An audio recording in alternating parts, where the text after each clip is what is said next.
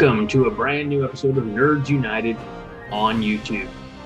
My name is Greg Mahochko. Joining me as always, or should I say I'm joining him because he's always here, and last week I wasn't. He is the co-host of the year, Mike Luther. I'm not sure which way to point anymore, so I'm just covering both my bases. Hi, Mike. We never know. Hello. You know what? Right now, every of our 31 subscribers, I believe, is probably jumping up and down in joy that Greg is back. They don't have to listen to me ramble on and on. That's debatable. Nothing. So you did a great job, Mike. You held your own. for doing the first time video by myself, not too shabby, not the best. Definitely has some improvement I need, but if I ever have to do another video on my own, I think I'll be slightly better next time. Well, guess what, Mike? You've got to do the next two videos on your own. I honestly, I wasn't sure if I was doing this one on my own or not. I mean, obviously, I know since you set up the link that you're going to be on here. I wasn't sure if I was going to be talking about this on my own or not, but I'm glad you're here because you can stop me from rambling sometimes. Well, let's get down to it, Mike, because we've got a lot of comics to talk in a short amount of time to do it. Yes. So if you watched the last video, you'll know what the book I'm reading is, or I have read is, because I completed it, surprisingly. But that is Captain America, Winter Soldier. I wish I could have this up here while I talk, but I can't. So just imagine it's there. So most people have probably seen the Marvel Cinematic Universe version of Captain America, Winter Soldier. So I, of course, had to go back and watch that. It's still one of my favorites. Just because I wanted to compare and contrast the movie version versus the book version. And by the way, I'm going to spoil both of these. So if you haven't seen the movie, I don't know what's wrong with you. It's amazing. If you haven't read the book yet, well, go to Twilight Comics, Swansea, Illinois. No matter where you're at. I don't even care if you're in California. Go there. So here's the similarities between the movie and the book. Both star Captain America. And spoiler alert, Bucky Barnes is the Winter Soldier. That's about it. That's about where the Falcon is in both of them, although he plays a much bigger role in the movie than he does the book. In the book, he comes in like the last third act, I guess you would say, of the book. I don't know what third pages. I don't know what that is. In the book, Bucky is more of what you would call a plucky sidekick, right? That's how he's portrayed, at least. And they do show they do have a good thing of showing how he's portrayed versus how he actually is, because they talk about he looks really young, so he looks like, and they did it on purpose. He looks like somebody like a teenager who would be looking up to Captain America. So, that's how they wanted him that way. But they said he is probably one of the most highly trained soldiers they've had. So they said there's a reason he's, standing next to Captain America, and it's not just, because we wanted to get the teenagers to come and do whatever. So this one the book actually starts off with Red Skull.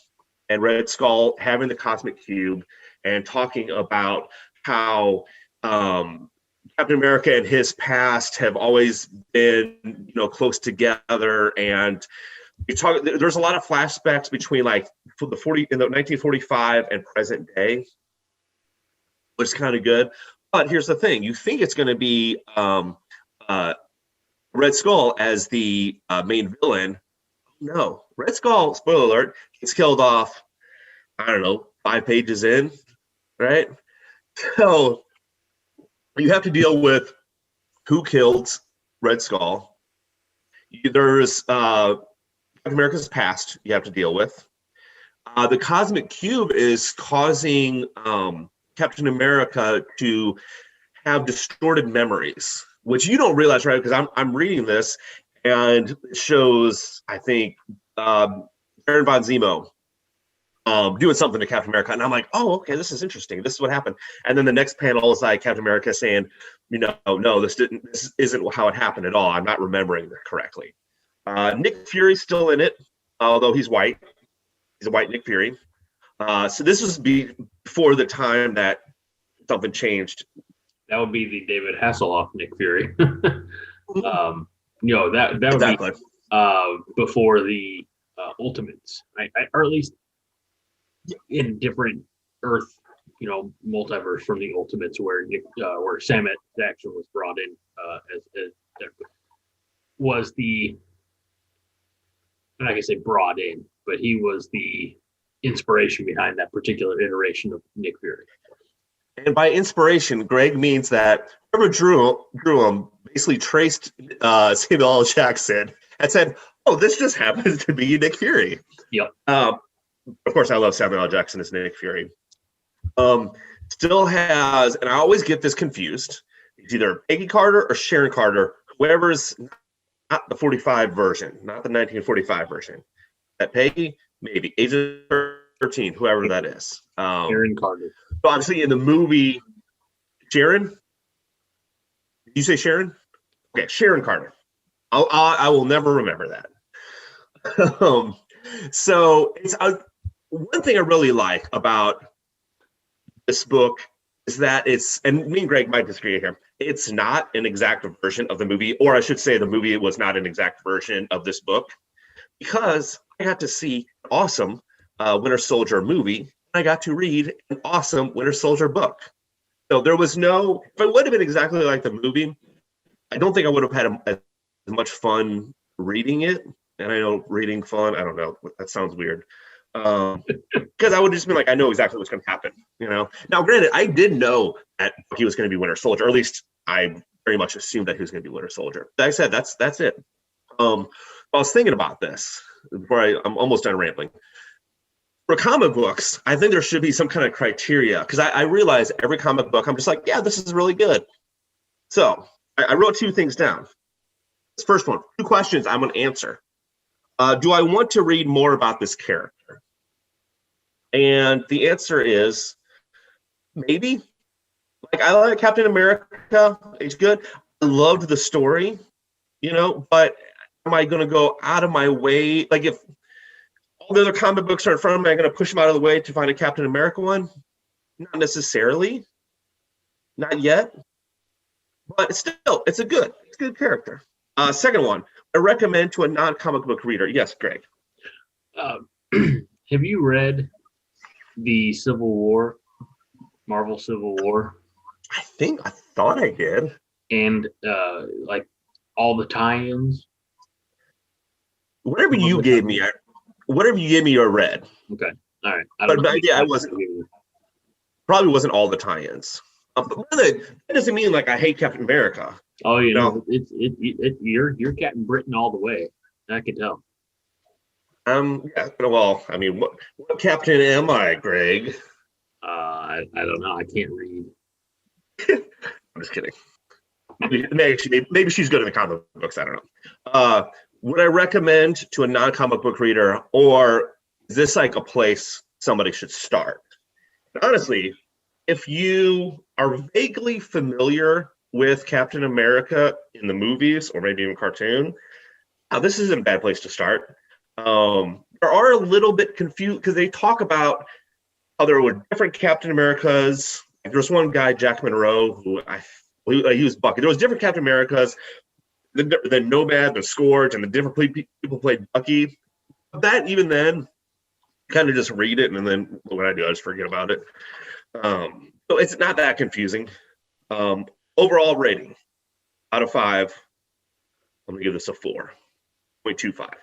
I have in my collection, going back to Silver Age comics, it's I think it's under the title of Captain America and Falcon, and it is Steve Rogers who had given up the mantle of Captain America.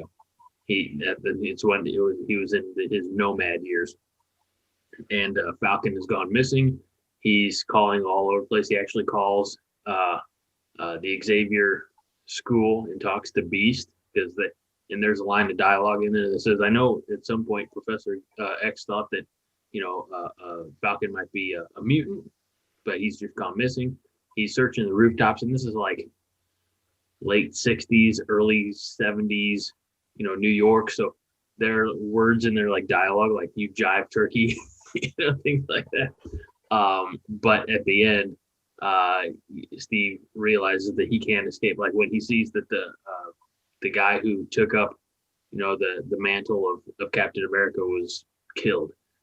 He says, well, he's like, I can't run from this anymore. So he abandons the nomad uniform and puts on Captain America, grabs the shield once again. It's I don't know, maybe it's a historic, comic. I don't know. I've read it 50 times since I was a kid. So it's one it's one of the first comics I had. And, but yeah, so I think for that reason, Captain America will always have a special place in my heart, Mike, my heart. Well, that's good. And hey, you know what? I mean, I don't know what's in the box of comic books that might come here. But if there's Captain America there, I'm happy to read more, and maybe it'll get higher up on the list. Who knows? No. Yeah. Oh, real quick. I'll just say what next week, maybe next week, a future video. I'm not really sure. I am currently reading Midnight Nation. I'm not even going to tell you what it's about. I'm just going to tell you the title. Like 10 pages in. So far, so good. What's up? J. Michael Straczynski, Midnight Nation. It's another acquisition from Twilight Comics, Swansea, Illinois. And I have read it. I enjoyed it enough to be able to pass along to you. So I'm looking forward to hearing your thoughts about it, Mike. Yes. And a little known fact, Twilight Comics, Swansea, Illinois, is the only place that has this comic. If you want it, you're going to have to give them a call. Thank you, Mike. Great breakdown of Winter Soldier. And looking forward to hearing your thoughts on Midnight Nation and more comics down the road. I think our next, I hinted at this. I could have swore we had this in a production meeting a few weeks ago, but I'm going to try to get a couple of special videos put up on our YouTube channel here by Christmas. Something special for the season. So be looking forward to that. But Mike, I don't know our production schedule because we usually get together on Fridays, and the next couple of Fridays are holidays. So we'll figure something out as we always do. But Mike, thank you for knowing how to read. A lot of pictures too. So There you go. That's an interesting topic. I think we should explore another time. So for the co-host of the year, Mike Luther, I'm Greg Mahachko. This is Nerds United on YouTube. Be kind. And rewind.